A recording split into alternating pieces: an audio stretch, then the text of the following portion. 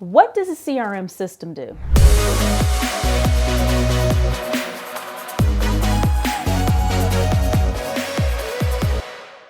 By the time you're done watching this video, you'll understand what a CRM does and how it can help you in your business. First, I'm going to show you how you can avoid the trap that many business owners and sales professionals make in selecting a CRM. Next, I'm going to help you identify the decisions that are necessary to make to help you be strategic in selecting your CRM. And lastly, you're going to understand how to compare CRMs to find the best customer relationship management tool for you. Let's get started. Let's start off by explaining what a CRM is. A CRM is simply a customer relationship management system. The purpose of it is to help you keep track of your clients.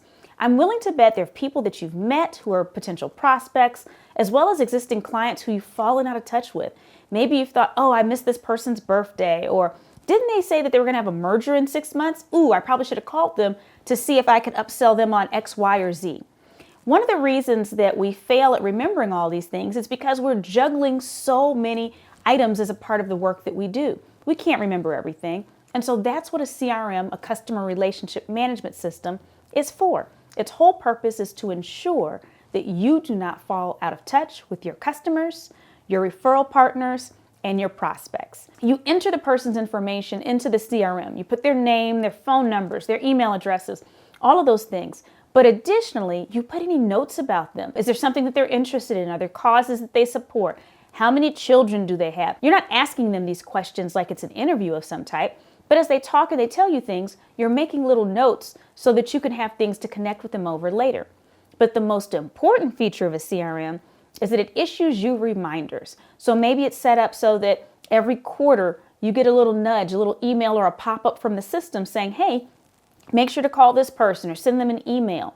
Or maybe it's reminding you, maybe you set a reminder, a specific date reminder, follow up with them on this date because this is when they're looking at vendors for the new merger, whatever that is.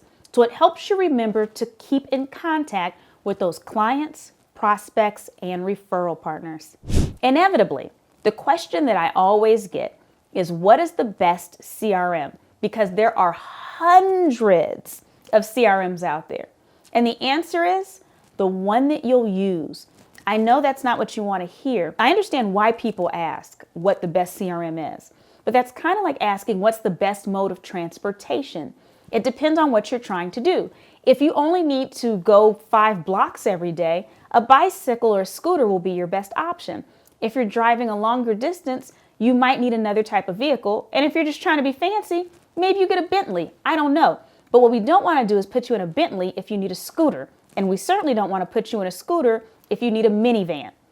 I'm not judging anyone that has minivans. Are they still around? I don't know. Maybe you have one. But my point is that you want to get the one that's best fitted for the task that you have at hand. Some organizations or businesses or salespeople have very simple needs. They just need a CRM where you can put someone's information in, maybe put them in buckets, where maybe one bucket is your prospects, and so you get a reminder every 2 months to contact them. Maybe another bucket is your client. You get 4 reminders a year or 1 a quarter. So you need to get a CRM that does what you need it to do. Now, some of them, they get extremely complicated and they start integrating with other pieces of technology. So you just want to choose the best CRM that's going to accomplish what your specific goals are.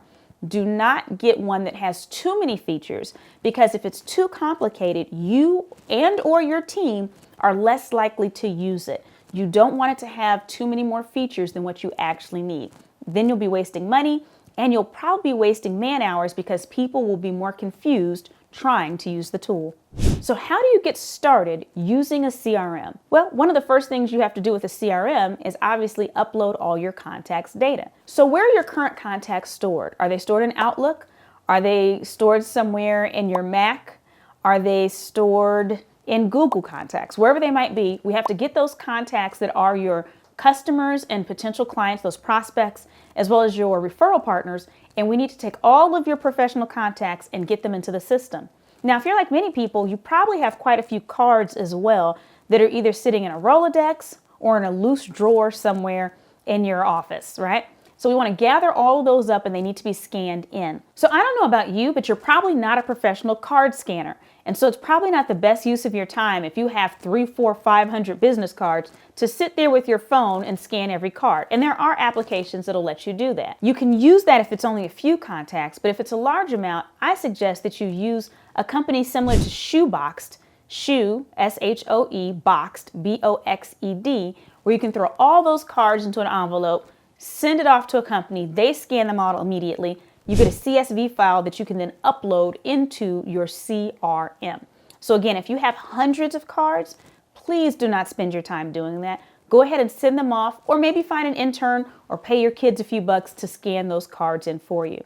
But that's the first step, getting all of the contacts into the CRM. Once you get your contacts in there, you want to start setting up your buckets or tags or whatever it's called in your CRM. People that are designated in a certain way are automatically added to a group where you know that you're going to get reminders to contact these people on a regular schedule. So you might have them grouped so that maybe every quarter you get a little ding to contact these people. And it won't be on the same day to contact hundreds of people.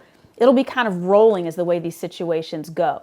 So that's the first step. Get those contacts in there and then start to set up the system or the buckets for how often you want to be reminded to keep in touch with your contacts. Some systems that are very simple automatically give you reminders every X amount of time to contact your clients.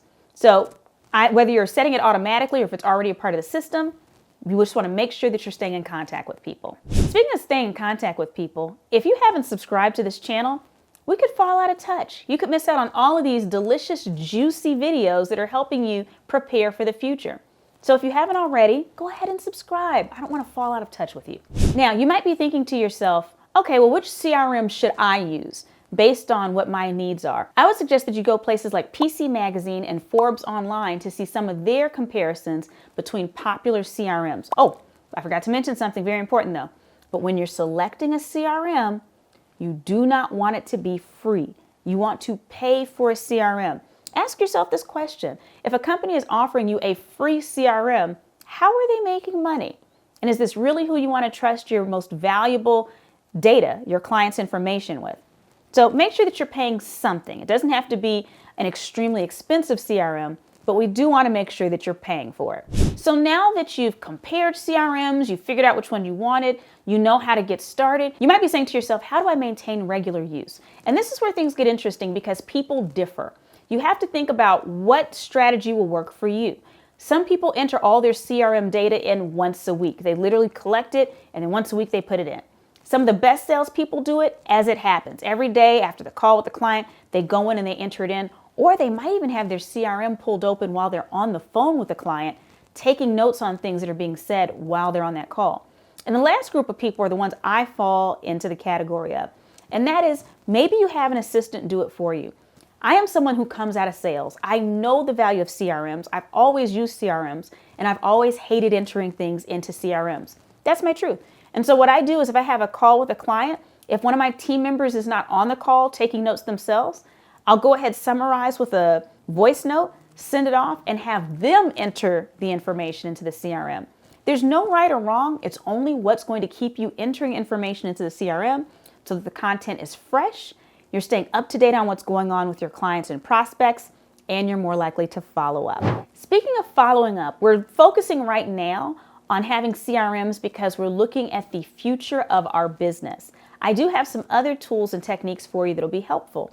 You'll notice in the description of this video, there is a link to download a Future Ready Playbook.